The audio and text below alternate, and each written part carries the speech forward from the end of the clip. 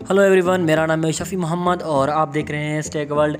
आज हम करने वाले हैं सैमसंग गैलेक्सी A10s का और Realme C11 का स्पीड टेस्ट। तो अगर आप हमारे चैनल पर नए हैं तो चैनल को सब्सक्राइब कीजिएगा और वीडियो को लाइक करना ना भूलें। तो इसके साथ हम आपको बताते चलें कि हमारे चैनल पर चल रहे हैं 3 गिव अवेज।